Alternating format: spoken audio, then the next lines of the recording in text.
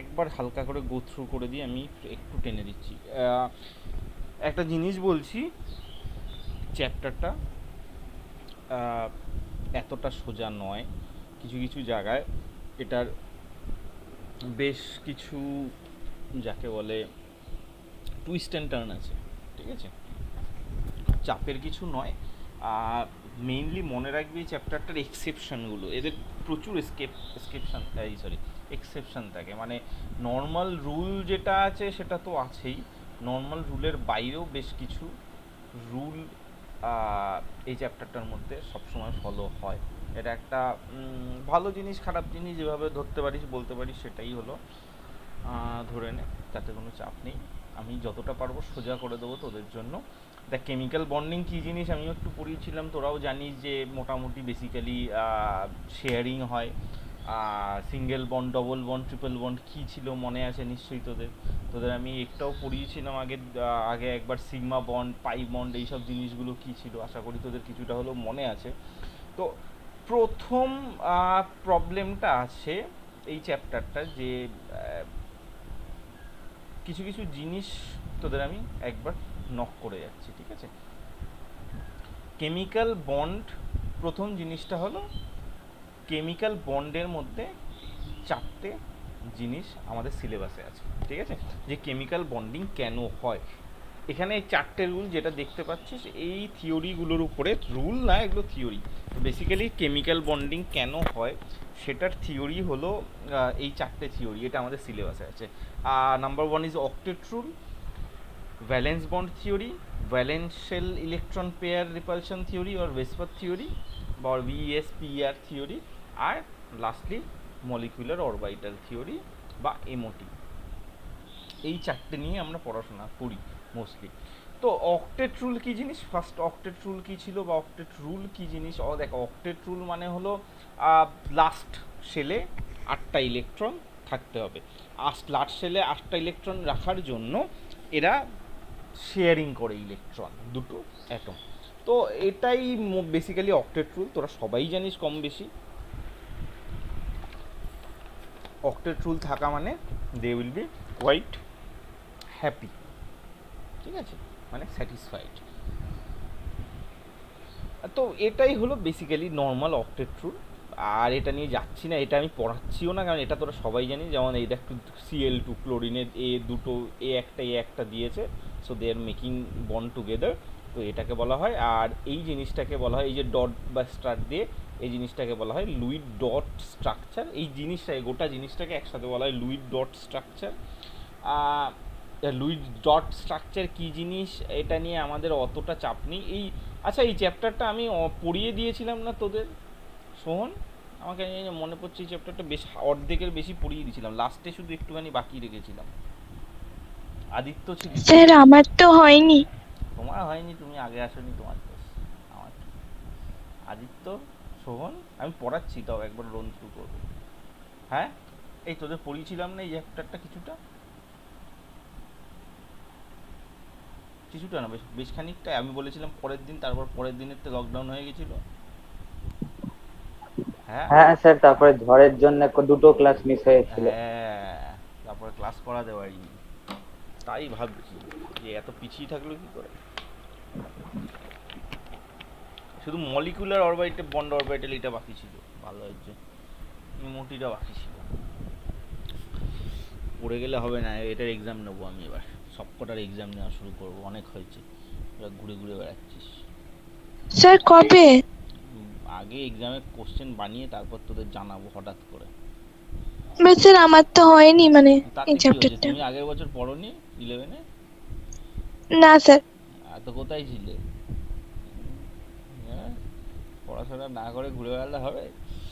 দেখিয়ে দিচ্ছি আমি একবার ছোট্ট করে সবগুলো একবার। তো লুইস ডট স্ট্রাকচার এরকম ছিল। এটা হলো তোর লুইস ডট স্ট্রাকচার, ওই যে এই জিনিসটাকে বলা হয়, ঠিক আছে? এটাই বলা হয় লুইস ডট স্ট্রাকচার, এমন কিছু ব্যাপার নয়। তো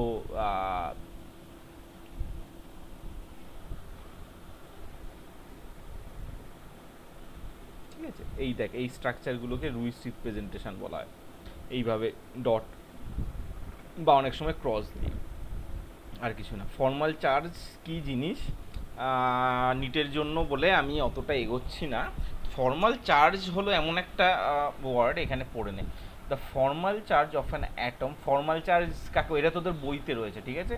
the formal charge of an atom in a molecule or ion is defined as the difference between the number of valence electron on that atom in an isolated or free state and the number of electrons assigned to the atom in the Lewis structure.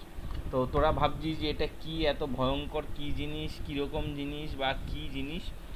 তো basically central এই formal charge মানে হলো charge, যে +1 +2 +3 যে কোনো জিনিসের উপরে, আয়নের উপরে থাকে, সেটাকে বলা হয় ফর্মাল চার্জ। কিন্তু সেটা +1 হবে, +2 হবে, +3 হবে, আমরা কি করে জানি?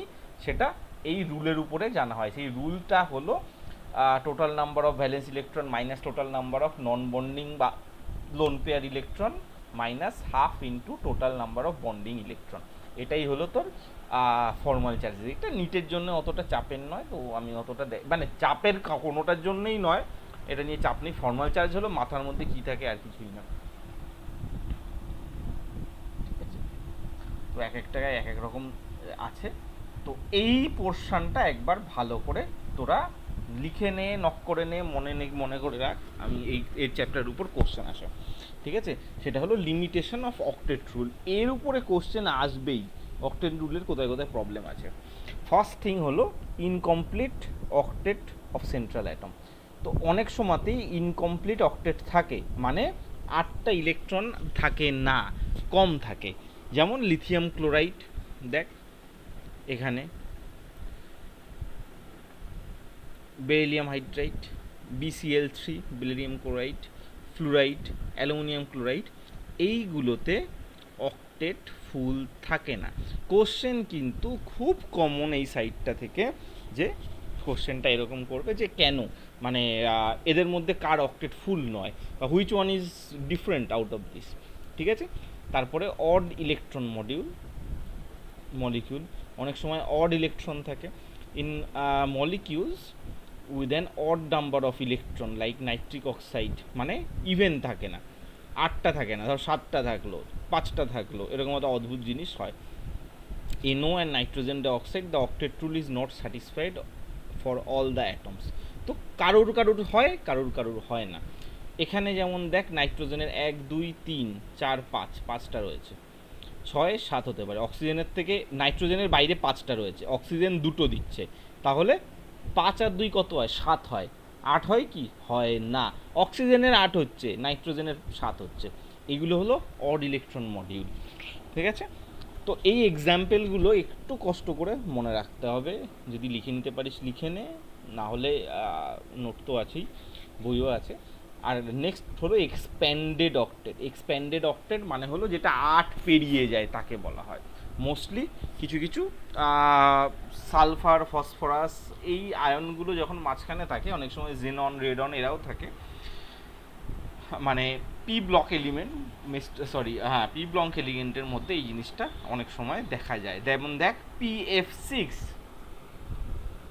ফসফরাস পেন্টাফ্লুরাইড, ঠিক আছে। SF6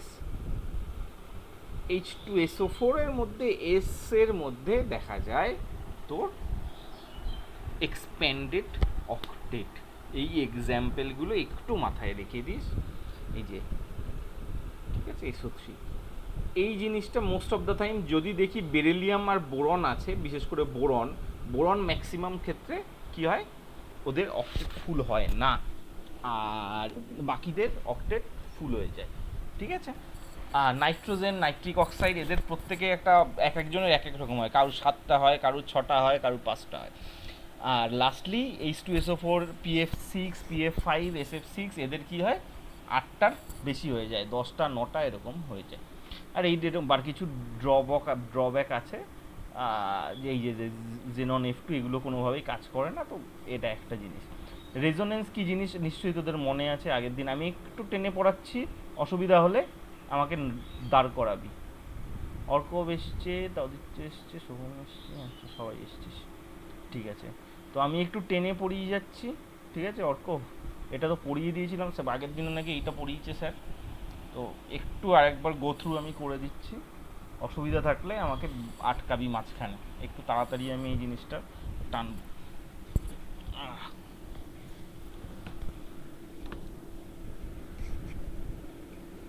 ঠিক আছে, যেমন ধর সেকেন্ড ফার্স্ট জিনিসটা হলো রেজোনেন্স। রেজোনেন্স মনে আছে রেজোনেন্স কী ছিল, যে আমি ক্লাসের মধ্যে কিন্তু রেজোনেন্স বুঝিয়েছিলাম বেশ ভালো করে, আমার মনে আছে যে অনেক সময়ই হয় যে দুটো কনফিউজিং, যেমন এখানে ও থ্রি এর গল্প, ঠিক আছে, মানে ওজোন গ্যাস কি হয়, অক্সিজেনের এক সাইডে সিঙ্গেল বন্ড এক সাইডে ডবল বন্ড হওয়ার কথা, কিন্তু যখন মাপা হয় তখন দেখা যায় যে দু সাইডেরই একই লেন্থ, কিন্তু সিঙ্গেল বন্ড ডবল বন্ডের লেন্থ আলাদা হয়। সিঙ্গেল বন্ডের লেন্থ সব থেকে বেশি হয়, ডবল বন্ডের একটু কম হয়, ট্রিপল বন্ডের সবচেয়ে কম হয়, কিন্তু বোথ সাইডেই দেখা যায় ডবল বন্ড একটা মিডিয়াম ডিস্টেন্স আছে। তো এটা কেন কী জন্যে সেটা নিয়ে একটা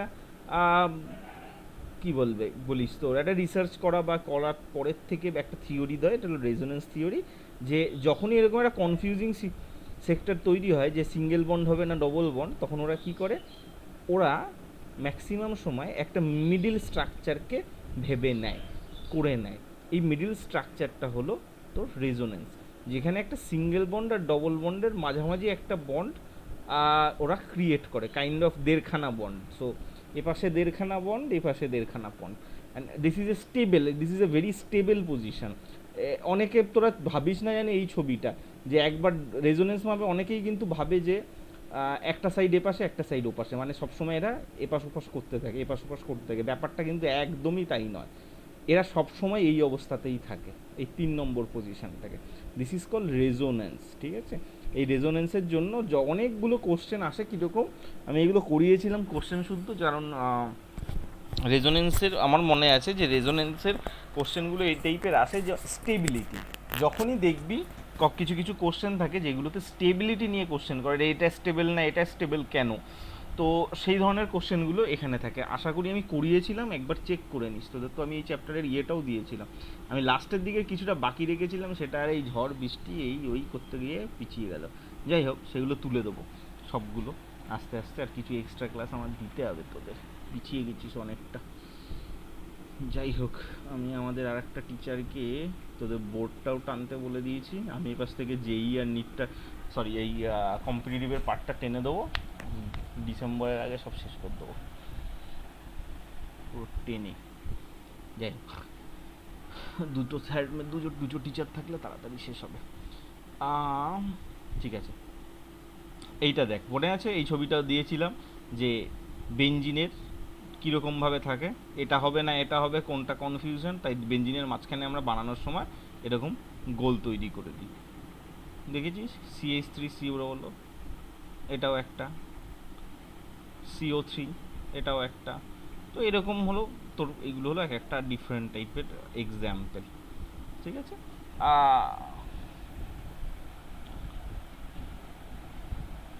ঠিক আছে, তারপরে bond order in oxidation and corresponding acid, bond অর্ডারটা আমি পরে আসছি, পরে আমি দেখাচ্ছি বন্ড অর্ডার কী জিনিস, কীরকম মানে আছে। তারপরে ভ্যালেন্স বন্ড থিওরি যেরকম থাকে, তোরা তো আবার যেই পড়বি না, তো এটা আমি ডিপে যাচ্ছি না, যেই যখন পড়বি না, তো আমি একটা ছবি তোদের শুধু দেখাতে চাই, এই ছবিটা, ঠিক আছে, এই ছবিটা একবার ভালো করে লক্ষ্য কর, যে ভ্যালেন্স বন্ড থিওরি কি এই ছবিটার মধ্যে সবটা আছে। তো এই ছবিটার মধ্যে একটা বেসিক জিনিস দেখতে পাবি, যে এটা হলো এই যে জিরো, এটা হলো জিরো থেকে এই সাইডে যাচ্ছে ইন্টার নিউক্লিয়ার ডিস্টেন্স, মানে দুটো অ্যাটমের নিউক্লিয়াসের ডিস্টেন্স এই দিকে বাড়ছে, এই সাইডে বাড়ছে, আর অ্যামাউন্ট অফ এনার্জি। যে কোনো অ্যাটম সবসময় স্টেবল হয় যদি ওদের নিউক্লিয়াসরা কাছাকাছি থাকে বা দূরে থাকে, এরকম একটা সিচুয়েশানে না, এমন একটা স্টেবল পজিশানে এদের থাকতে হবে যখন এরা সব থেকে কম এনার্জি থাকবে। ঠিক আছে, অত ডিসপারেটলি না গিয়ে বলতে পারিস যদি এরা বন্ডের অবস্থায় থাকে এদের এনার্জি সব থেকে কম থাকে। তো এই জায়গাটায় তোরা দেখতে পাবি যে এদের এনার্জিটা অনেকটা কমে এসছে। তো এটা হলো এদের বন্ড লেন্থ, এইটা হলো এদের বন্ডিং এনার্জি। এদের দুজনের মধ্যে অ্যামাউন্ট অফ এনার্জি সব থেকে কম থাকে। তো এই ভ্যালেন্স বন্ড থিওরি যেটা, সেটা এদের এনার্জি ক্যালকুলেট করে তৈরি করা হয়, যেখানে এদের এনথ্যালপি, দুটো জিনিসকে ভাঙতে গেলে কত এনার্জি লাগে সেই জিনিসটাকে ক্যালকুলেট করা হয়। তো এটা ছাড়া আর কিছু না। এবার অরবিটাল আমি একটু স্কিপ করছি, তার একটাই কারণ হলো এটা অনেক দিন হয়ে গেছে আর আমি অনেক নিজে পড়িয়ে গেছি এটা, তারপরে যাই হোক সমস্যার জন্য হয়নি। তো তোরা একবার বাড়িতে কিন্তু অবশ্যই দেখিস। আর তৃষা এটা যখন পড়িস, এটা যখন পড়িস নিয়ে আমি আরবার পড়িয়ে দেবো খুনি, চাপ নিস না, পরে একবার দেখিয়ে দেবো খুনি। হ্যাঁ, মানে এখন এটা নিয়ে বেশিক্ষণ টাইম নষ্ট করলে খুব সমস্যা হবে। আমি কোশ্চেন অ্যান্সারে কিছু কিছু চলে যাবো, কারণ এটা করানো হয়ে গেছিলো আমাদের অনেকটাই। তো এই orbital overlap theory, I think তোদের মনে আছে ওভারল্যাপিং কাকে বলে, ঠিক আছে? এই জিনিসগুলো overlapping, alpha bond, pi bond. এর মধ্যে পাই বন্ড কোনটা বলতো দেখি? তোরা ঘুমোচ্ছিস না শুনছিস আমার কথা? আদিত্য, পাই বন্ড কোনটা এর মধ্যে? ওই লাস্ট দুটো ফিগার। অর্ক? হ্যাঁ স্যার। এর মধ্যে পাই বন্ড কোনটা? হ্যালো, শুনতে পাচ্ছিস না? হ্যালো, এই কে রে?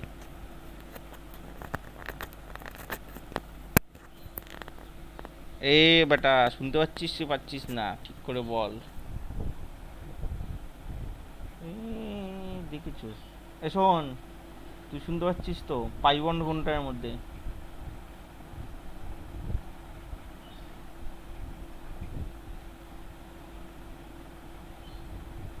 হ্যালো,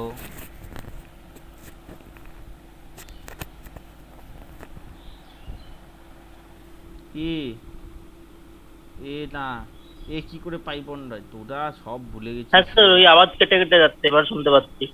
এ বলছি পাই বন্ড কোনটা ছবির মধ্যে? কি অবস্থা, তোরা সব ভুলে গেছিস রে। এক মাসও হয়নি, এরকম করলে তো খুব সমস্যা। কিচ্ছু মনে রাখিস নি, বাড়িতে পড়াশোনা করছিস না। লাস্টের দুটো, হ্যাঁ মনে নেই? বন্ড আমি ওভারল্যাপিং বলেছিলাম, ওভারল্যাপিং হয় দু রকম বন্ড বলেছিলাম, একটা হলো সিগমা, একটা হলো পাই। সিগমা হলো যখন ওয়ান অ্যাক্সিসে হয়, প্রথম চারটে দেখ সিঙ্গেল অ্যাক্সিসে, মানে এক্স অ্যাক্সিসে, এখানে জেড অ্যাক্সিস লিখে রেখেছে, যখন জেড অ্যাক্সিসে হয় তখন তাদের সিগমা বন্ড বলা হয়। আর যদি একের বেশি অ্যাক্সিস, মানে ধর এক্স ওয়াই এরকম যে অ্যাক্সিসে যায়, তখন তাকে জেড অ্যাক্সিস। ও লাস্টের দুটো দেখতে পাচ্ছি না, কেন দেখতে পাচ্ছিস? ও ঠিক আছে,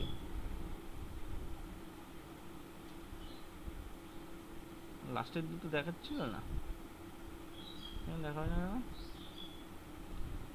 তো ঠিক আছে, দেখে বা। আচ্ছা,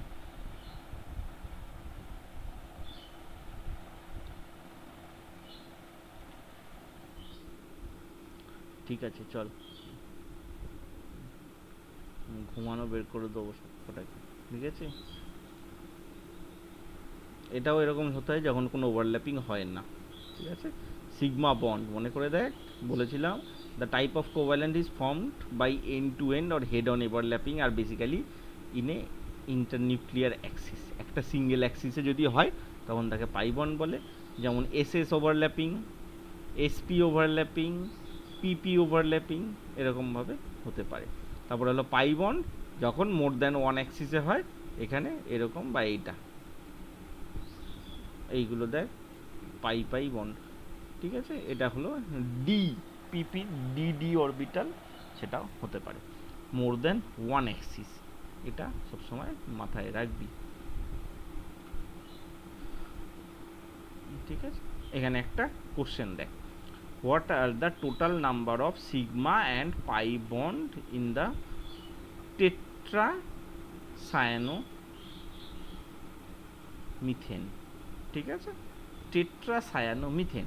কোশ্চেন হলো সবসময় তোদের এটা বুঝতে পারবি না টেট্রা সায়ানো মিথেন কি জিনিস, বাট একটা মিথেনের প্রত্যেকটা হাইড্রোজেনকে সরিয়ে দিয়ে হয়েছে, তারপর এটাও মানে মিথেন মানে কি কার্বন ডাই CH4, তো হাইড্রোজেন সবকটাকে তাড়িয়ে দিয়ে একটা করে CN সায়ানাইড গ্রুপ ঢুকিয়ে দিয়েছে। এবার বলেছে এর মধ্যে কটা সিগমা পাই আর কোনটা কটা পাই বন্ড আর কটা সিগমা বন্ড গোনো। যদি তুই ভালো করে মনে রাখিস, আমি আগের বছর হাইব্রিডাইজেশন পড়াতে গিয়ে পড়িয়েছিলাম, মনে আছে?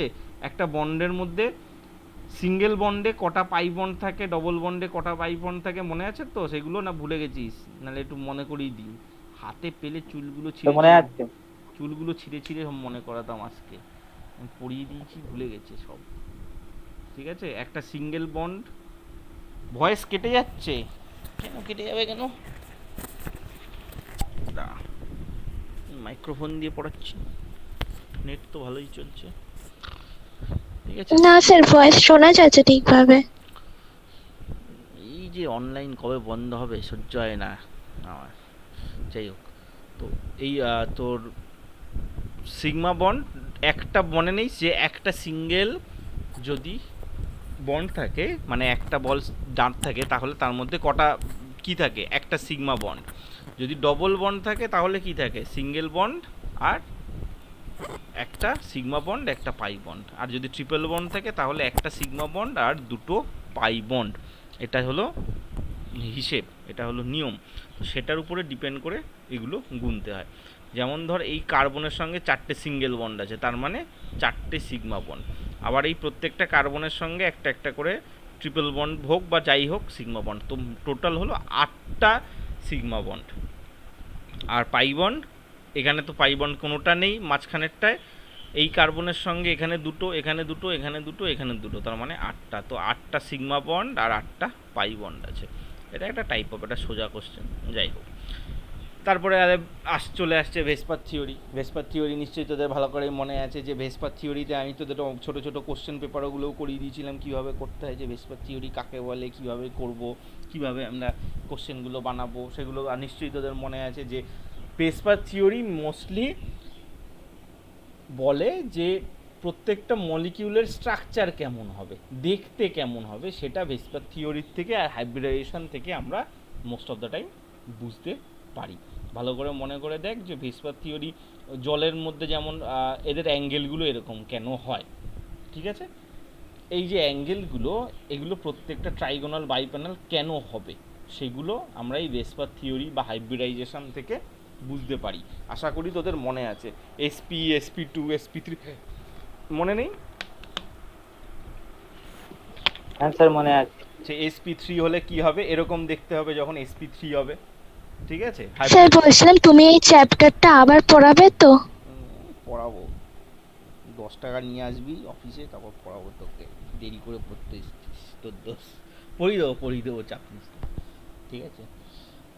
এটা অনেকটা পড়িয়ে গেছি, বুঝলি না?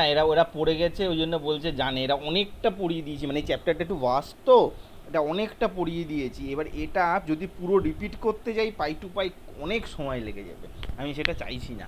আমি একটু ফার্স্টলি আরও কিছু কোশ্চেন করিয়ে দিয়ে আমি চাইছি যে পরের চ্যাপ্টারটায় চলে যেতে। দেখি আজকে আমি চেষ্টা করবো পরের চ্যাপ্টারটা, কারণ এই চ্যাপ্টারটার কোশ্চেন অ্যান্সারও করানো হয়ে গেছে ম্যাক্সিমামটা। ওরা বলেছে লাস্টের দিকে কিছু বোধহয় বাকি টাকি থাকতে পারে, সেটা আমি আজকে একটা দেখিয়ে দিই আমি চেষ্টা করি পরের চ্যাপ্টারে যাওয়ার, ঠিক আছে? আর আগের দুটো চ্যাপ্টারও তো কোনো এক্সাম নেওয়া হয়নি, সবকটা মিলিয়ে একটা চম্পা করে এক্সাম নিয়ে নেবো। তো স্যার সেটা কি আমারও দিতে হবে? তো কেন দিবি না? কতটা পারবি দেখবি না? পড়বি না একটু নিজে থেকে বাড়িতে? কেন স্যার, আমার তো কিছু পড়া নেই, মানে ক্লাস 11 এর ফার্স্টের দিক কিছু পড়ায়নি। পড়বি, তাহলে কিভাবে দেব? বই খুলবি, স্টাডি স্যার মেটেরিয়াল। আমার এনসিইআরটি নেই। এনসিইআরটি নেই? এনসিইআরটি কেন করতে হবে? তোর বুক 11 এর বই নেই বাড়িতে কোনো? হ্যাঁ আছে, ওটা তো নূতনের। যারই হোক না কেন, থাকবে তো কিছু, এই চ্যাপ্টারগুলো উড়ে যাবে না তো? পড়বি একটুখানি, কষ্ট কর, নিট দেবা পড়বা না, এরকম হয়? আজকে তোমায় আমি পড়িয়ে দিলে বুঝবে, বাড়িতে গিয়ে পড়তে হবে তো। এবার থেকে তো আমি হুড়িয়ে পড়া নেওয়া শুরু করবো প্রত্যেক দিন, দেখবে অ্যাসাইনমেন্ট আসছে। এরপরের থেকে আমি আর একটা, আমার হিমাদ্রি স্যার আসছে নেক্সট উইক থেকে, হিমাদ্রি স্যারকে বলে দিয়েছি তোদের বোর্ডটা কড়া করে ধরতে, খাপা খাপ ধরবো আর আমি এপাশ থেকে নিটটা ধরবো। তোরা কেউ যেই দে না, এরকম করিস কেন? এ শোন, তোর তো ম্যাথ আছে, তুই যেই দে না, এদের যেই অ্যাডভান্সের একটু পড়াই ভাল লাগে না সোজা সোজা পড়াতে। শোন, পড়বি তুই? তোকে আমি পড়াবো যেই অ্যাডভান্সে, তোকে আইআইটিতে পাঠাবো, বল। এ শোন, ঘুমোচ্ছে বসে আবার। একটু একটু অ্যাডভান্সের জন্য কেউ পড়াশোনাই করিস না তোরা, ভালো লাগে না। একটু ভালো করে ডিপে গিয়ে পড়াবো, তা না, এই সোজা সোজা জিনিস পড়াতেই আমার চলে যায়। কিচ্ছু পড়িসনি তোরা বাড়িতে, আমাকে সব সেই বোর্ডের লেভেলে নেমে নেমে পড়াতে হয় তোদের। যাই হোক, চাপ নিস না, আমি তোকে একটা নোট দিয়ে দেবো, উনি একবার দেখে নিস চিনা, যদি তোর কাছে বই না থাকে ইনকেস, ঠিক আছে? শোন, তুই কিন্তু উত্তর দিচ্ছিস না, আমি কিন্তু সব লিখে রাখবো হিসেবের খাতায়, মনে রাখবি।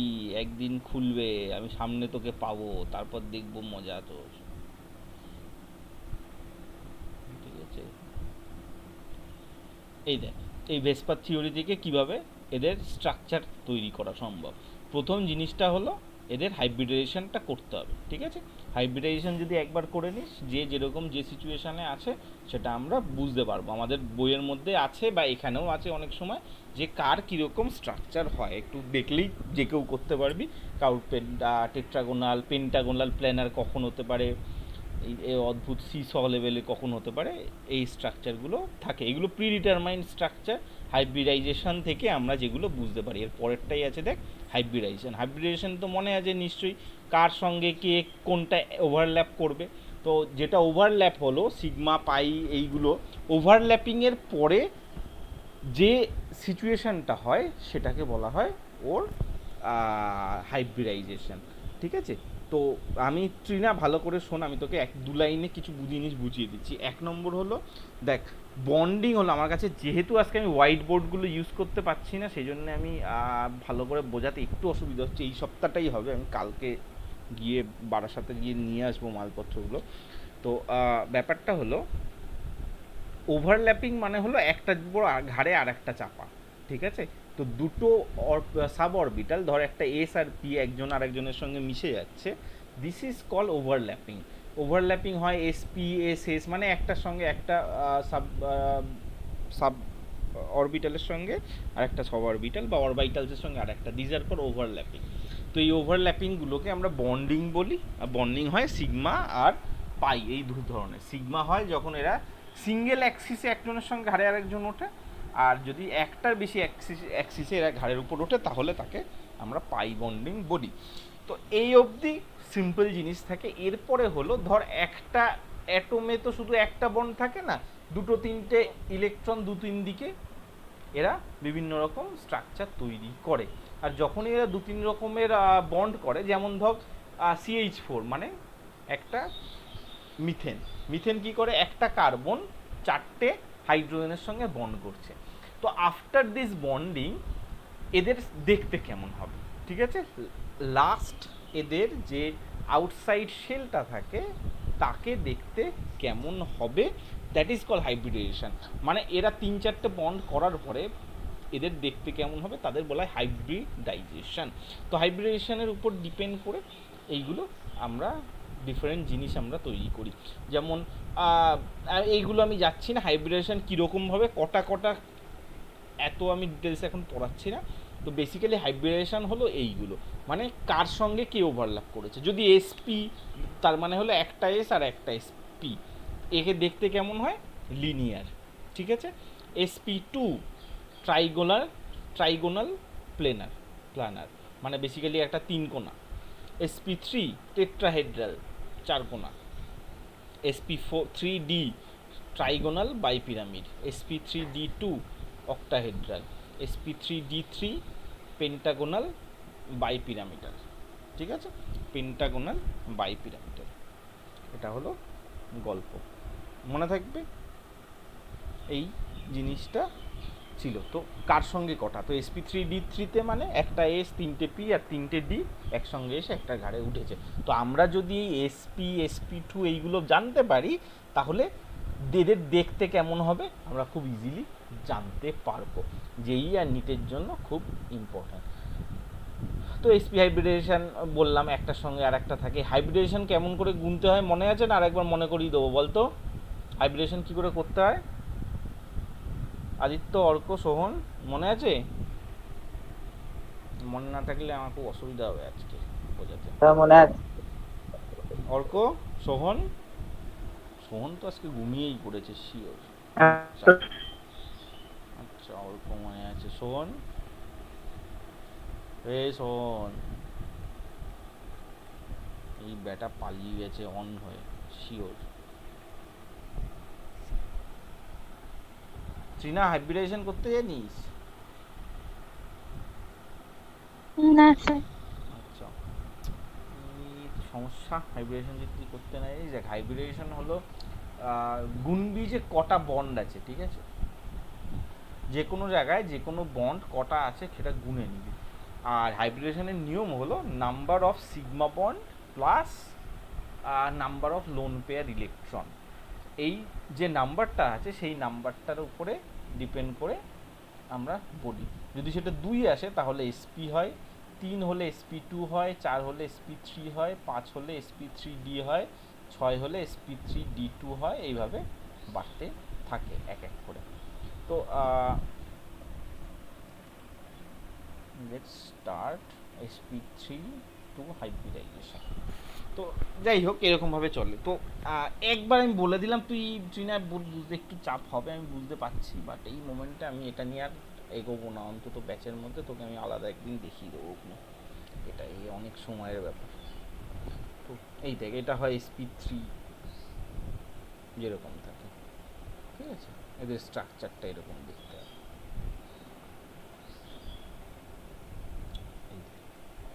SP3 এরকম জলের এরকম দেখতে হয়।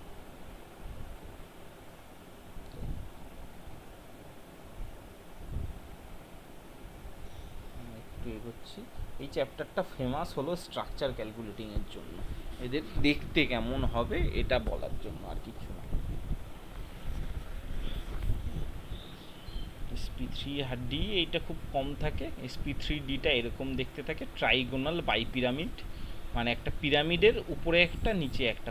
ট্রাইগোনাল বাইপিরামিড আরও বেসিক্যালি বলা উচিত যে একটা নিচে এরকম একটা 3 কোণা থাকে ট্রায়াঙ্গেল, আর উপরে আর নিচে একটা করে থাকে, এই আর কিছু না। তো PCL3, PF5 এগুলো হলো PF3 সরি SP3D এর একটা এক্সাম্পল। SP3D এর পর তোদের সিলেবাসে নেই, পড়তে পারিস বাট সিলেবাসে খুব কম থাকে, ঠিক আছে?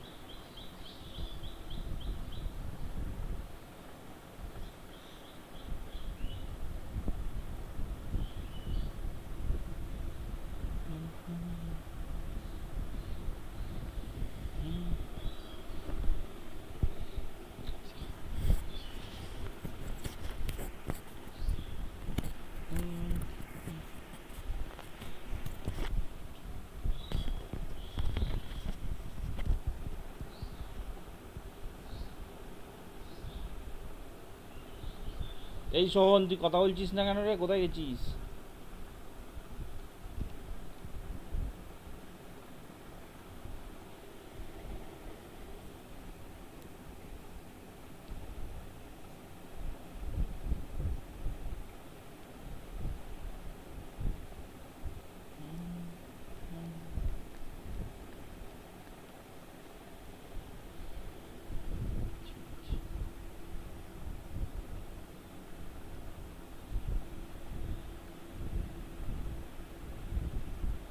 ঠিক আছে, চল আবার শুরু করে দিই।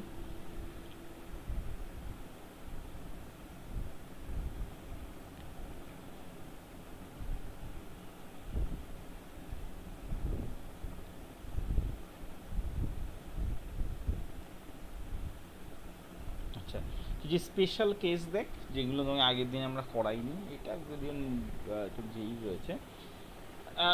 There are many compounds in which some electron deficient bonds are present, ঠিক আছে? ইলেকট্রন ডেফিসিয়েন্ট বন্ডস মানে হলো যেখানে যে কটা ইলেকট্রন থাকা উচিত সেখানে সে কটা ইলেকট্রন নেই, এদের বলা হয় ইলেকট্রন ডেফিসিয়েন্ট বন্ড। এটা নর্মাল কোভ্যালেন্ট বাইরের বন্ডের বাইরে হয়, ঠিক আছে। এদের বলা হয় 2 সেন্টার 2 ইলেকট্রন, ডিফারেন্ট থাকে 3 সেন্টার 2 ইলেকট্রন, এইভাবে 3 সেন্টার 2 ইলেকট্রন মানে হলো 3টে অ্যাটম একজনের সঙ্গে আরেকজন অ্যাট্রাক্ট করছে, কিন্তু মাত্র 2 ইলেকট্রন দিয়ে বন্ডিংটা তৈরি হচ্ছে। যেমন B2H6 diborane, it's having 3 centre 2 electron. তো ওই সেন্টার আর ইলেকট্রন মানে হলো কটা নিউক্লিয়াস, সেন্টার মানে হলো কটা নিউক্লিয়াস কাজ করছে, আর ইলেকট্রন মানে হলো কটা ইলেকট্রন ওই বন্ডিংয়ে তোর অংশগ্রহণ করেছে বা টেক পার্ট নিয়েছে, দিস ইজ কল, আর কিছু না, ঠিক আছে। তো এদের বলা হয় যেখানে তোর 3টে সেন্টার থাকলে মিনিমাম 3টে থাকা উচিত, সেটা থাকে না।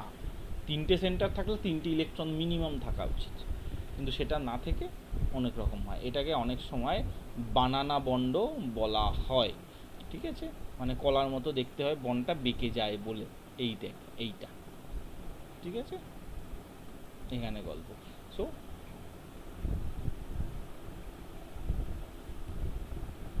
এটাকে দেখতে বলে।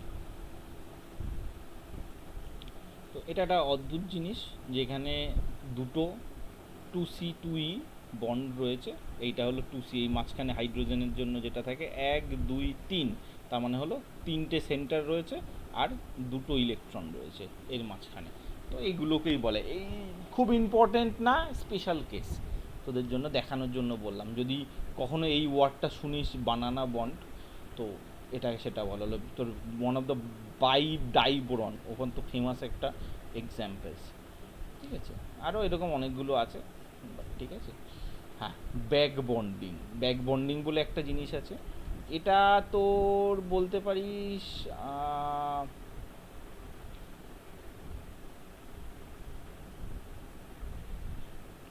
যে ব্যাক বন্ডিং মানে হলো,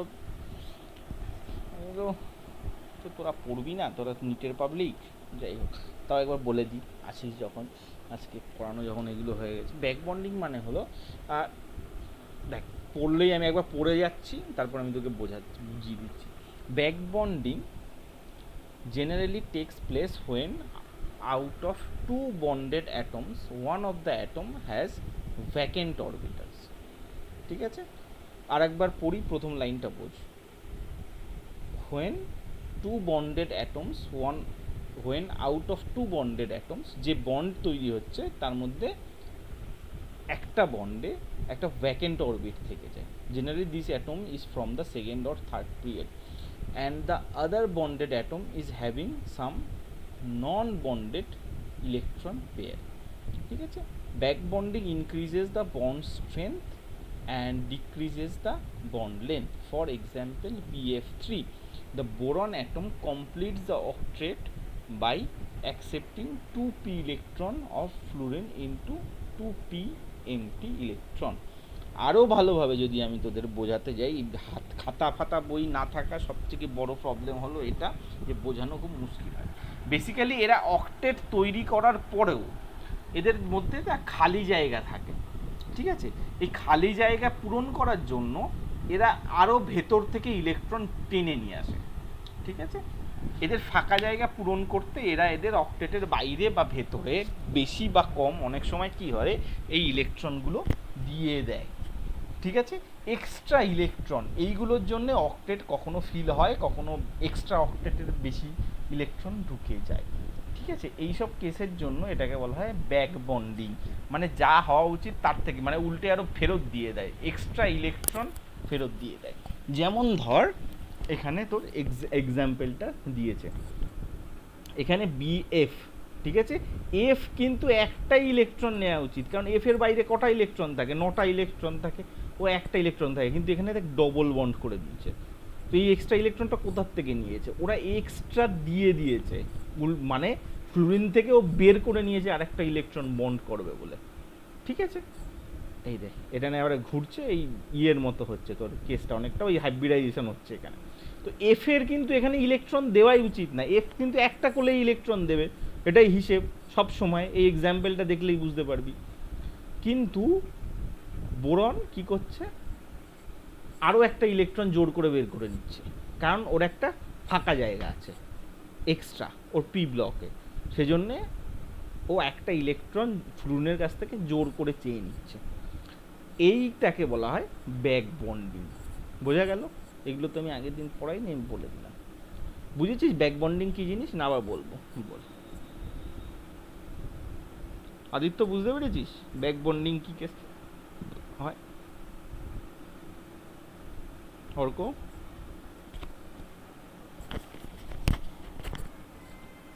হ্যাঁ স্যার।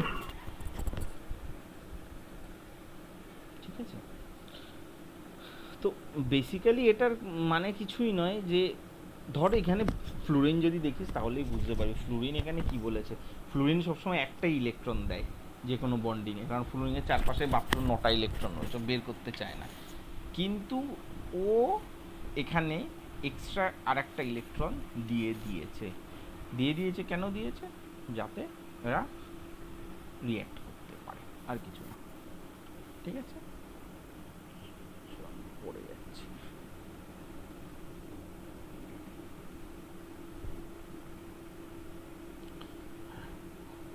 এটাও একবার দেখি, মলিকিউলার অরবিটাল থিওরি বেমতি। এটা তো হুনস রুল থেকে হুনসেরা সব বানিয়েছিল সেই সময়। তো মলিকিউলার অরবিটাল থিওরি একটুখানি পড়িয়েছিলাম তোদের আগের বছর। সেই মলিকিউলার অরবিটাল থিওরি মানে কি? মলিকিউলার অরবিটাল থিওরি মানে হলো একটা মলিকিউল নিজের চারপাশে অ্যাটমের মতো একটা অরবিট তৈরি করে, দু চারটে আরও, মানে যারা বন্ডে তোর টেক পার্ট করে, মানে দুটো তিনটে ইলেকট্রন যারা ধর যারা বন্ডিংয়ে করলো, তো অ্যাকচুয়ালি কী রে হয়, এরা নিজেরা মিলে আলাদা একটা অরবিটাল তৈরি করে মলিকিউলের মতো। তো একটা গোটা মলিকিউল অ্যাটমের মতো বিহেভিয়ার করা শুরু করে, আর কিছুই না। The molecular orbitals are formed by combination of atomic orbital of comparable energy and proper symmetry. এটা একটা খুব বড় জিনিস। তো কখন এই জিনিসটা তৈরি হয়? যখন দুটো বন্ডের এনার্জি সমান হয়, খুব বড় জিনিস, আর তাদের সিমেট্রি দরকার, মানে একই টাইপের জিনিস দরকার। An electron in an atomic orbital is influenced by one nucleus, while in the molecular orbital it is influenced by the monocentric, it in two or more nuclei depending upon the number of atoms in the molecule. তার মানে এদের অ্যাটমের মধ্যে আর তখন একটা nucleus থাকে না, তখন দুটো তিনটে নিউক্লিয়াস তৈরি হয়ে যায়। তো so basically this is called polycentric, আর কিছু না। মানে এদের একটা সেন্টার থাকে না, দুটো তিনটে, মানে যে কটা অ্যাটম বন্ডিংয়ে অংশ নিয়েছে তাদের সবাইকে বলা হয় polycentric. The number of molecular orbit formed in equal to the number of combining atomic orbitals. ঠিক আছে, the number of molecular orbit formed is equal to the number of combining atomic orbitals.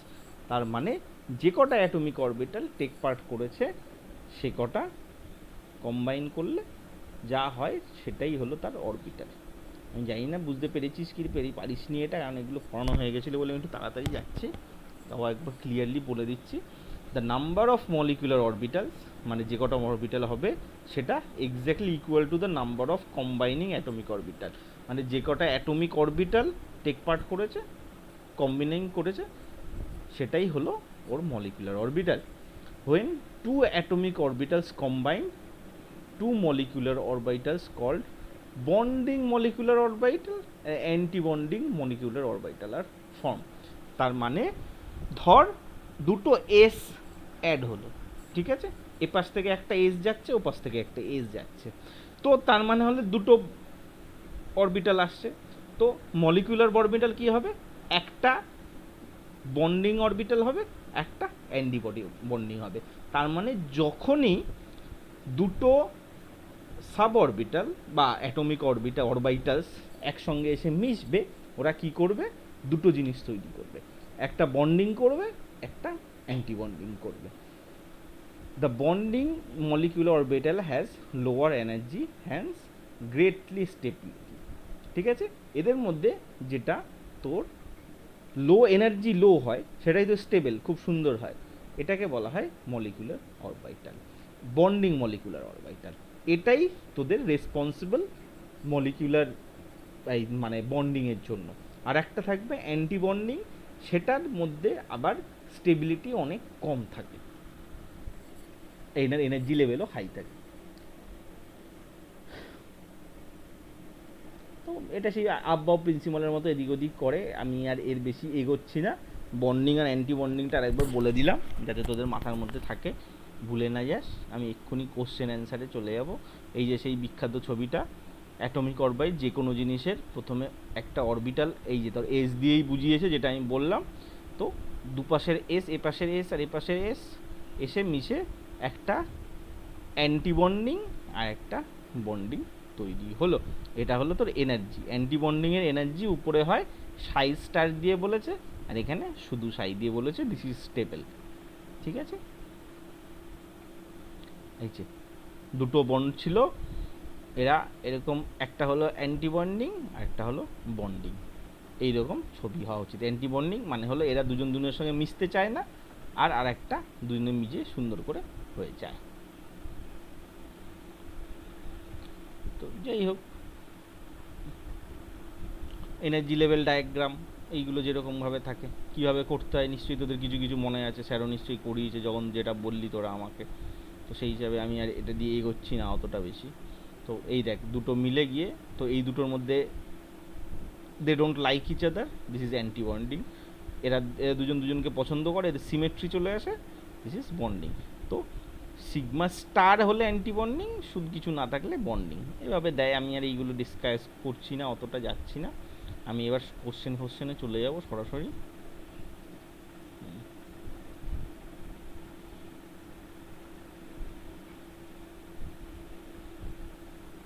ঠিক আছে, আর hydrogen bond fond কী ছিল সেটাও আমি বলে দিয়েছিলাম, আমার মনে আছে হাইড্রোজেন বন্ড কীভাবে ইউজ করতে হয়। এটা হলো ব্যান্ড থিওরি, পরে আসবো। ঠিক আছে,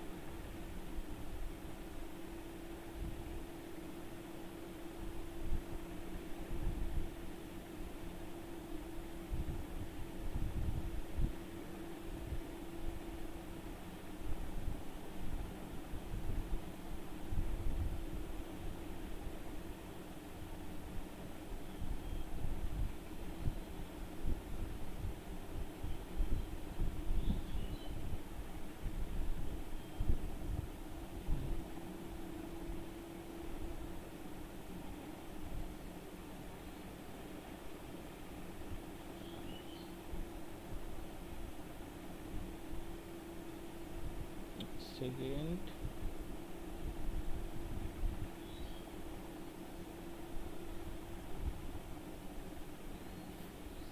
ঠিক আছে, চলো এবার কোশ্চেন করা শুরু করো সবাই মিলে।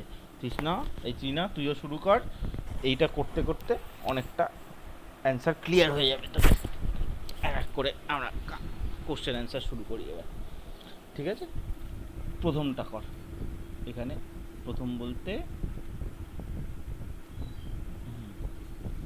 এই যে সেকশন বি এর এটা কর, শুরু হয়ে গেছে B1, এটা কর। কোনটা অ্যান্সার হবে বল, শিগগির বল। তোদের একটু ঘুম ভাঙাই, আমি একটু আগে দেখিয়ে দিলাম কাদের কাদের হয় কাদের কাদের হয় না।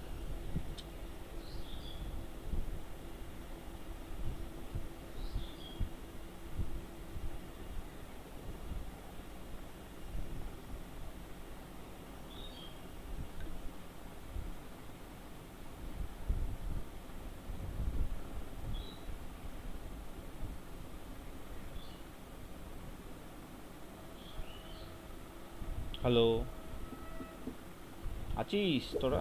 আচ্ছা, অ্যান্সার দাও শিগগির। Third option. হ্যাঁ, থার্ড অপশন। অর্ক, স্যার ভাবছি কতক্ষণ ভাববা, আমি বলে দিলাম তো। সি এর ওয়ানটা তো, সি এর ওয়ান নাকি বি এর ওয়ান? বি এর ওয়ান আমি যেটা কপি করে ইয়ে করে রাখলাম, দেখতে পাচ্ছিস হাইলাইট করে রেখেছি, দেখছিস না? ও আচ্ছা,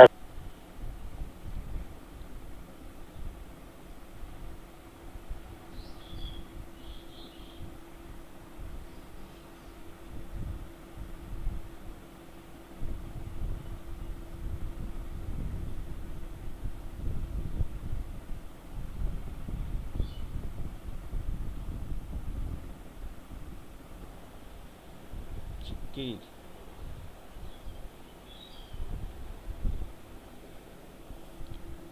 স্যার সি।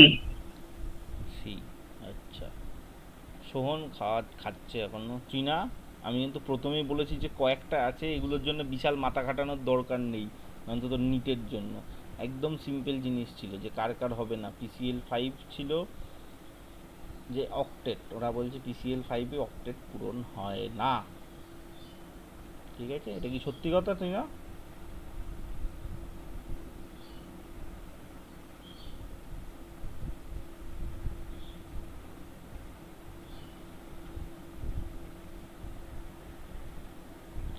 ও চীনা, একটু ঘুম থেকে ওঠো এবার। এই চীনা সোম দুজনেই ঘুমাতে চলে গেছে। ঠিক আছে,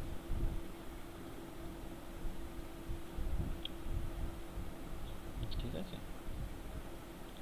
অ্যান্সার হবে বি আর সি দুটোই। ঠিক আছে, আর এখানে যতদূর সম্ভব অক্টেট রুল তৈরি হয় BCL3।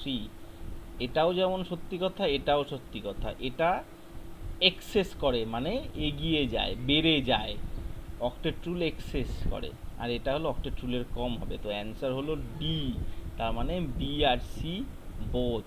ঠিক আছে, এই করেই তো তোমরা ভুলটা করো, এই করেই তোমরা ভুলটা করো সব সময়। স্যার, হ্যাঁ বলো, কোথা স্যার বলছে যে এটা কি কি বলছিস? শুনতে পাচ্ছি না, ট্রিনার কথা আমি শুনতে পাচ্ছি না। স্যার বলছে ঠিক আছে, যা যা বলছি বলেছিস। ঠিক আছে, তোরা দুটো ভুল করলি, দুজনেই বলেছিস সি। সি ঠিক, কিন্তু বিও ঠিক। স্যার বলছে অক্টেট রুলটা আরেকবার বুঝিয়ে দেন। অক্টেট অক্টেট রুল তুই ভুলে গেলি যে যদি কোনো ইলেকট্রনের অক্টেট রুল জানিস না, চাপের জিনিস। যদি কখনো কোনো অ্যাটমের পাশে ওদের আউটার সেলে, ভ্যালেন্স সেল যেটাকে বলা হয়, সেটায় যদি 8টা ইলেকট্রন থাকে তাহলে ওরা খুব সেফ মনে করে, আর ওরা নিজেদের খুব স্টেবল মনে করে। এটাকে বলা হয় অক্টেট রুল বা রুল অফ অক্টেট। ঠিক আছে, মনে থাকবে, এটাকে বলা হয় অক্টেট রুল।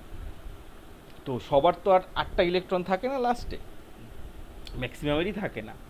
তো তখন এরা কী করে, তখন এরা বাইরে থেকে ইলেকট্রন ধার নেয়। কীরমভাবে ধার নেয়? যেমন ধর ক্লোরিনের বাইরে 7টা ইলেকট্রন আছে, আর ওদিকে তো সোডিয়ামের একটা ইলেকট্রন আছে। তো একটা ইলেকট্রন সোডিয়াম ক্লোরিনকে দিয়ে দেয়, তো কি হলো, সোডিয়াম ক্লোরাইড হয়ে গেল। ক্লোরিন 8টা ইলেকট্রন পেয়ে গেল, সোডিয়ামের লাস্টের একটা ইলেকট্রন বাকি ছিল সেটাও বাইরে দিয়ে দিল, তো ওর ভেতরে 8টা ইলেকট্রন হয়ে যায়। তো এটাকে বলা হয় অক্টেট রুল। তার মানে সবসময় এরা কি করে, বাইরের ইলেকট্রনটাকে 8টা করে নিতে পারে। অনেক সময় যেমন ধর কোভ্যালেন্ট বন্ডে কি হয়, কোভ্যালেন্ট বন্ডে অনেক সময় কেস হয় যখন দুজনে শেয়ার করে নেয়, এ পাশ থেকে দেয় ও পাশ থেকে দেয়, যেমন O2 H2O এগুলো। অক্সিজেনের বাইরে 6টা ইলেকট্রন আছে, হাইড্রোজেনের একটা একটা থাকে, তাহলে ও অক্সিজেন কি করে, একটা একটা করে ইলেকট্রন দুপাশের দুটো হাইড্রোজেনকে দেয়, তাই তো? যদি দিয়ে দেয়, হাইড্রোজেনও একটা একটা করে ইলেকট্রন দেয়। তো দুটো হাইড্রোজেন যদি একটা একটা ইলেকট্রন অক্সিজেনকে দেয়, তাহলে অক্সিজেনের বাইরে 6 + 2 কটা হয়ে গেল, 8টা হয়ে গেল। এটাকেই বলা হয় অক্টেট রুল। কিন্তু অনেক সময় দেখা যায় যে সেটা ফুলফিল হয় না। কোশ্চেনটা হলো কখন কখন হয় না। তো এখানে আমি একদম প্রথমে পড়ানোর সময় আজকে দেখিয়েছিলাম যে দুটো ক্ষেত্রেই হয় না, কখনো 8-এর বেশি হয়ে যায় যেমন PCL5, কখনো 8-এর কম থাকে যেমন BCL3। ঠিক আছে, রিজনেন্স তোদের আসবে না।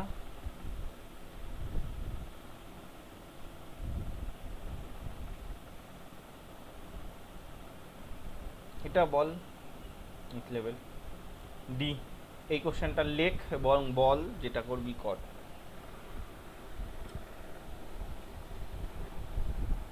তাড়াতাড়ি।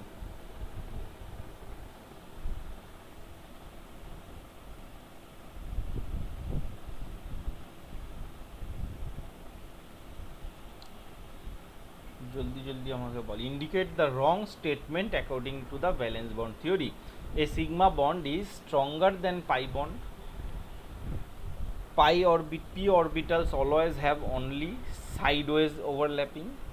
s orbitals never form pi bond, there can be only one sigma bond between two atoms. Third অপশনটা incorrect. C C. S orbital can never form pi bonds. আমাকে একটা এক্সাম্পল দে তো যেখানে s orbital pi bond pi দিয়েছে, পাই বানিয়েছে, কি করে সম্ভব? s orbital pi কি করে বানাবে আমায় বল। হ্যাঁ,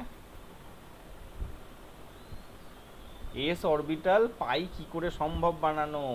s orbital তো নিজেই single কেন কি একটাই অরবিট মানে একটাই অ্যাক্সিস রয়েছে? হ্যাঁ তো ঠিকই তো আছে, এখানে তো কোশ্চেন করেছে কোথায় রং স্টেটমেন্ট বের করতে বলেছে, তো ঠিকই তো বলেছে এস অরবিটাল পাই বন্ড বানায় না, S orbital never forms pi bond, ঠিকই তো আছে ওটা।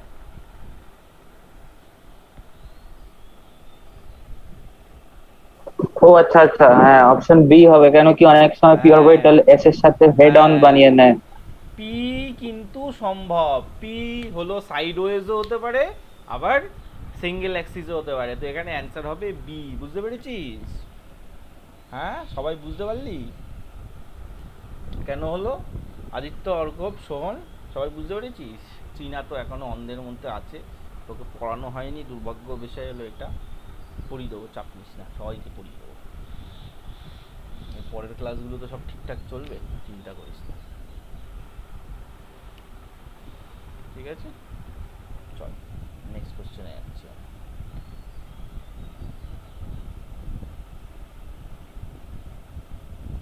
দেখি এইটা কত পারিস নাকি এটা। Which is the right structure for XCF4? এটা কর, এই কোশ্চেন কিন্তু আসবে।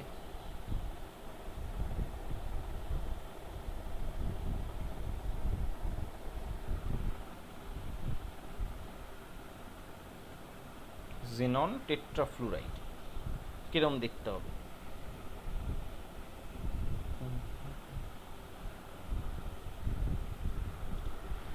শিগগির শিগগির কর। Third option. আচ্ছা, আদিত্য বলেছে থার্ড, অর্ক?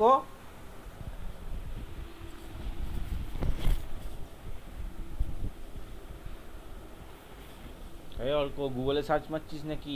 শিগগির অ্যান্সার দে।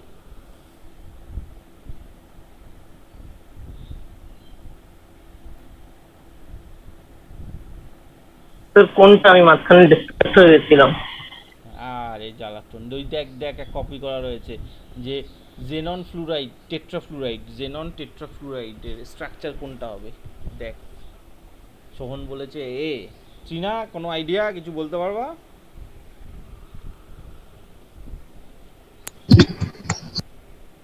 কিছুই শুনতে পাই না। স্যার এ বাডি। এরকম করলে কি করে হবে? ঠিক আছে, অর্ক বল।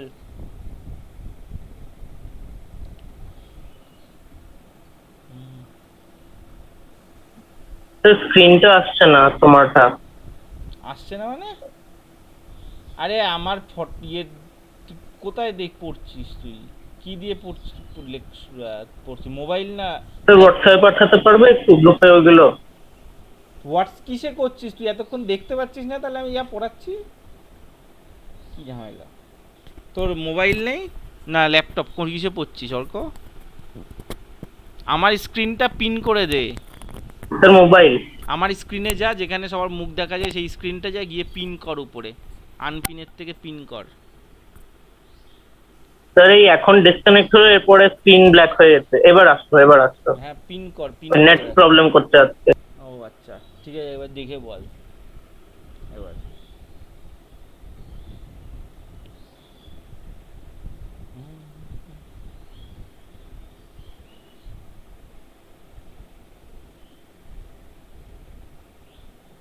স্যার সি মনে হচ্ছে। সি মনে হচ্ছে, ভেরি গুড। তো আলটিমেটলি সবার লাস্টে অ্যান্সার দিয়েছে অর্ক,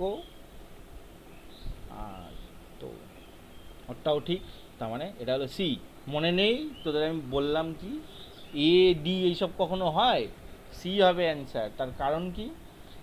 হাইব্রিডাইজেশন যদি করিস তাহলেই বুঝতে পারবি। আমি কি বলেছিলাম, হাইব্রিডেশন সবসময় করবি, হাইব্রিডেশন না করলে সমস্যা হবে। হাইব্রিডেশন করলেই এদের স্ট্রাকচারগুলো খুব ভালো করে তুই জানতে পারবি, না হলে জানা খুব সমস্যা হয়ে যাবে। দুটো লোন পেয়ার থাকবে। এক্স্যাক্টলি, তো জেননে দুটো লোন পেয়ার থাকে, 1 2 3 4 5 6 ছটা তোর এখানে বন্ড তৈরি হবে। ঘুম পেছে বন্ড হবে না, মানে বেসিক্যালি তোর 6 হবে। তাহলে 6 যদি হয়, যদি তুই নাম্বার অফ এই জেনন F4, তা জেননের সঙ্গে 4 মানে 4টের জন্য সিগমা বন্ড দিয়ে দিয়েছিস হাতে, আর দুটো লোন পেয়ার ইলেকট্রন, তো 4 আর 2 6। তো 6 থাকলে কি হয়, যদি 6 থাকে হাইব্রিডেশন তাহলে কি হবে, এইটা, ঠিক আছে, এই মাঝখানেটা নাম্বার সি, এটা সবসময় মনে রাখবি। তো যদি 6 এটার অ্যামাউন্ট হয় 6, তার মানে ফ্লুরিনের জন্য 4টে আর জেননের থাকে দুটো বাকি, তো 4 আর 2 6, ব্যাস। তো 6 মানে হলো তুই এসকে একটা দিয়ে দিলি তাহলে এস হয়ে গেল, পিকে 3টে দিয়ে দিলি তো sp3 হয়ে গেল 4টে, আর থাকলো দুটো পরে, তাহলে sp3d2। So this is sp3d2 structure.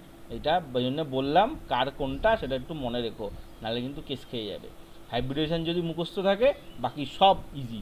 হাইব্রিডেশন কোন, প্রথম কথা হলো কত নম্বরে কি হাইব্রিডেশন হয় আর কোন হাইব্রিডেশনকে কেমন দেখতে, ব্যাস, খুব ইজি হয়ে যায়।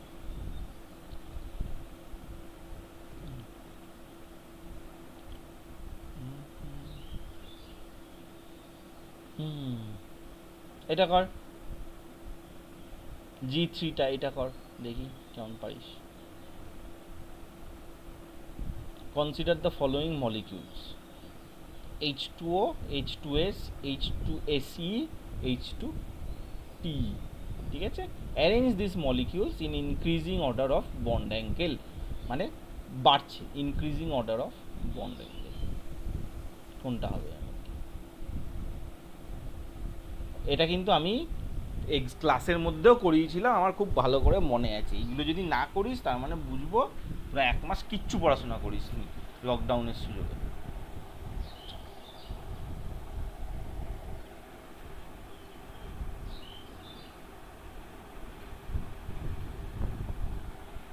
বলো,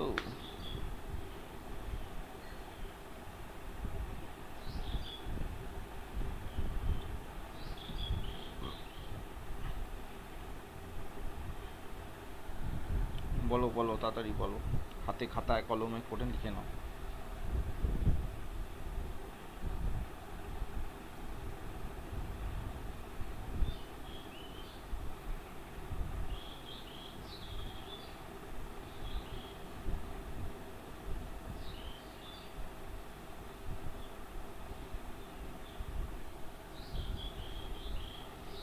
জলদি করো।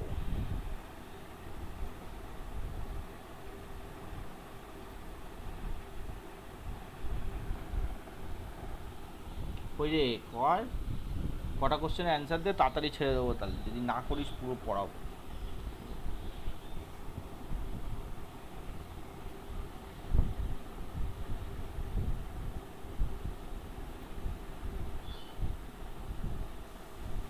থার্ড কম্পাউন্ডটা কি?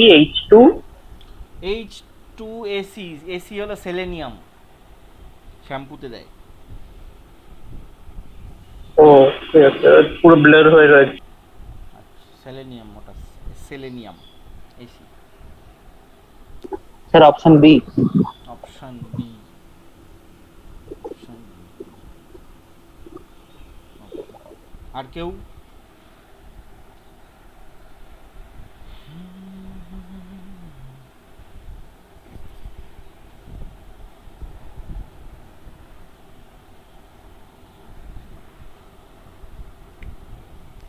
Sir D.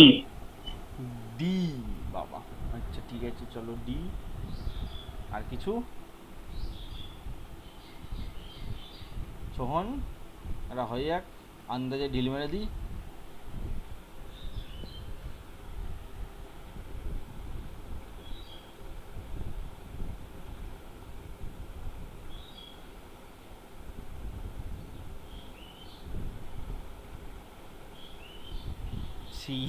আচ্ছা ঠিক আছে, বুঝলাম, সবার কথা শুনিলাম, আর আমার কথা আমি বলিব, এই হলো ব্যাপার। পড়াশোনা তো করিবে না, আমারই করাতে হবে তোমায় জোর করে। ঠিক আছে চল, ব্যাপারটা হলো আগে এই কোশ্চেনটা আমি করিয়েছিলাম আমার যা মনে পড়ে। ঠিক আছে, এখানে ডিপেন্ড করছে, দেখ হাইড্রোজেন তো একই রয়েছে, ম্যাটার করে না। প্রবলেম হলো অক্সিজেন, সালফার, এসি, টি, এইগুলো। তো তোরা যদি একবার অ্যাটমিক স্ট্রাকচার ট্যাবলেটে যাস, ট্যাবলেট বলছি, তোর পিরিয়ডিক টেবিলে, তো পিরিয়ডিক টেবিল খুললে তোরা মোটামুটি কম বেশি সবার কাছেই পিরিয়ডিক টেবিল বই টইয়ে যেখানে খুশি আছে, তাহলে দেখতে পারবি যে অক্সিজেন রয়েছে সবার উপরে, গ্রুপ নাম্বার তোর 16-এ। ঠিক আছে, সবার উপরে থাকে অক্সিজেন, তারপরে থাকে সালফার, তারপরে থাকে সেলেনিয়াম, তারপরে টি। ঠিক আছে, তো এগুলো হলো পরপর রয়েছে, একটার পরে একটা, এটা উপরে একটা নিচে, এটা তারপরে থাকছে। আর এইটার যত নিচের দিকে যাচ্ছে এদের সাইজ বড় হতে থাকছে। তো বেসিক্যালি এরা সাইজে বড় হতে যাচ্ছে। ঠিক আছে, আর যখন সাইজে বড় হতে থাকে এদের মধ্যে বন্ডের ডিস্টেন্সগুলো বাড়তে থাকে। বুঝেছিস, বন্ডের ডিস্টেন্স বাড়তে থাকে মানে বন্ডের লেন্থ বাড়তে থাকে, ডিস্টেন্স বলা বল, বন্ডের লেন্থ বাড়তে থাকে। আর যখন বন্ডের লেন্থ বাড়তে থাকে তার মানে হলো ইলেকট্রনগুলো একজন আরেকজনের থেকে একটু দূরের দিকে সরা শুরু করে দেয়। ঠিক আছে, যখনই এরা একজন আরেকজনের থেকে দূরে সরে যায় তার মানে হলো ওদের অ্যাট্রাকশন বা রিপালশন পাওয়ারও কমতে থাকে।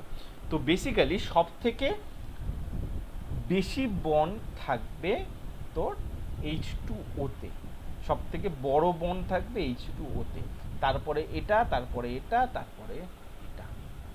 ঠিক আছে, তো সব থেকে বেশি বন্ড অ্যাঙ্গেল থাকবে একে, তো সেটা কোনটা? হ্যাঁ,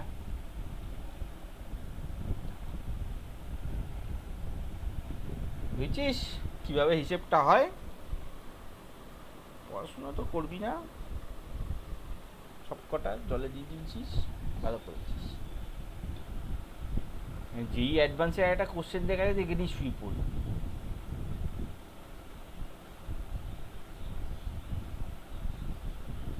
এই দেখ, এইটা হলো জেই মানে আইআইটি জেইর কোশ্চেন 2003-এর।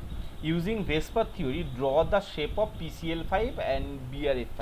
তোরা যদি হাইব্রিডাইজেশন জানিস, এই দুটো কোশ্চেন কি তোরা করতে পারতিস না? এই যে তোরা ভয়েতে কোশ্চেন করিস না, তোরা কি করতে পারতিস না বলতো? PCl5 বা BrF5 তোরা হাইব্রিডাইজেশন করতে পারলে এইগুলো করতে পারতিস, কিন্তু তোরা তো পড়বি না। তো বদের বাসা তোরা এক একটা, না যেই পড়বো না, কিছুই পড়বো না, সোজা জিনিস পড়বো যা নিটে, তারপরে কম্পিটিশানটা হোক। তো যদি একটু খাটতিস না, তোরা যথেষ্ট ভালো স্টুডেন্ট, তো যদি একটু খাটতিস, এই অবস্থায় না, এই করোনা বয়ে অনেক লোকজন পড়াশোনা করছে না। তোরা এই বছর, সামনের বছর এক্সাম দিবি, দেখতিস তোরা ভালোভাবে ভালো আইআইটিতে চান্স পেয়ে যেতিস।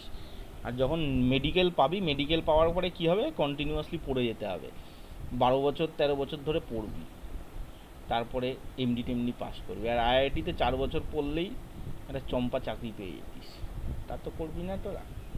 ভালো পড়, কষ্ট করে পড়, এখন ফাঁকি মারতে গিয়ে পরে যে কেসটা খাবি তখন দেখবি।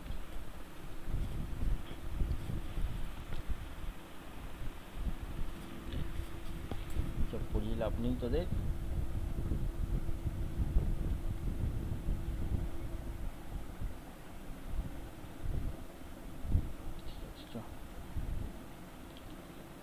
ঠিক আছে, তাহলে এই চ্যাপ্টারটা আমি আর এগোচ্ছি না বেশি, আমি এটা আজকে এখানে ইতি টেনে দিচ্ছি। কোশ্চেন অ্যান্সার কিছু আমি এই চ্যাপ্টারের উপরে আমি একটা গোটা কোশ্চেন সেট পাঠাবো, আজকেই পাঠাবো। অ্যাপের মধ্যে সবাই আছিস, আমি ওখানে অ্যাসাইনমেন্ট দেবো। তুই পালাবি না, তুই না, শুনে যা, অ্যাসাইনমেন্ট দিয়ে দেবো আমি। ঠিক আছে, বাড়ি বসে অ্যাসাইনমেন্টটা করবি।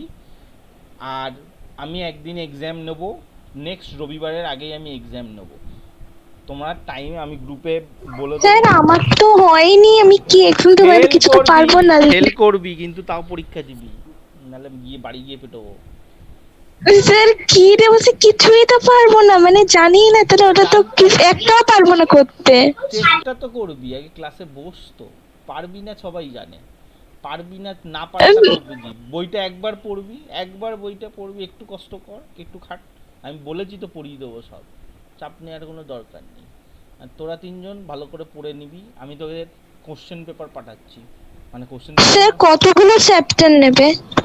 আমি নেব প্রথম দুটো চ্যাপ্টারই নেব, বেশি মানে প্রথম দুটো বলতে এই তোর অ্যাটমিক স্ট্রাকচার আর কেমিক্যাল বন্ডিংটাই নেব, না তিনটেই নিয়ে নিই একবারে, ঝামেলা করে লাভ নেই। 1 ঘন্টা স্যার ফার্স্টে অ্যাটমিক স্ট্রাকচার ছিল। না ফার্স্টে মোলার মোলার ইয়েটা থাকে, ওটা পড়াই না আমি। তিনটে তাহলে ওই চ্যাপ্টার, চ্যাপ্টার 2 আর 4। চ্যাপ্টার 2, 3, 4 এটা নিয়ে নিই একবারে, নিয়ে নিই, ঝামেলা আর এগিয়ে রাখবো না। 1 ঘন্টা ছোট এক্সাম নেবো, 1 ঘন্টা ছোট্ট এক্সাম নেবো। তিনটে একবার ভালো করে দেখে নে, 1 সপ্তাহ টাইম নে। শনিবার, তোদের শনিবার ফাঁকা আছে বিকেলে? আচ্ছা অর্কর ফাঁকা, আদিত্য ফাঁকা আছে? হ্যাঁ স্যার আছে। শোন,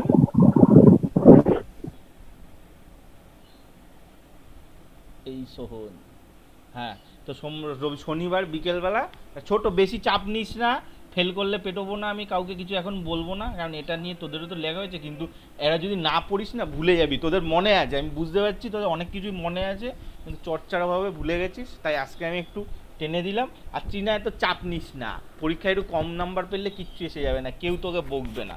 তুই সবাই জানে যে তুই পড়িসনি আগের থেকে, আমি পড়িয়ে দেবো, কিন্তু একবার যদি তুই বইটা না দেখিস, এক্সামগুলো না দিস, তাহলে আর পড়াই হবে না। সেই জন্য আমি বললাম একবার এক্সামটা বস। আর আমি আজকে তোদের অ্যাসাইনমেন্ট আজকেই আমি পাঠাচ্ছি, ওই অ্যাপের মধ্যে পেয়ে যাবি, ঠিক আছে? আমাদের অ্যাপটা যে কবে ঠিক করবে এরা, এই যে সার্ভার এসে বসেছে আর ঠিকই হচ্ছে না, আর ভালো লাগে না এই জুমে ক্লাস নিতে। ঠিক আছে চল, পরের দিন কথা হবে। তার মধ্যে আমার এক্সামটা কিন্তু শনিবার বিকেল 6টার সময় রেখে দিই তাহলে, ঠিক আছে? চল, tata, bye sir. Bye, tata. তাড়াতাড়ি ছেড়ে দিই সবাইকে, সবার আগে সোহন পালাবে। টাটা।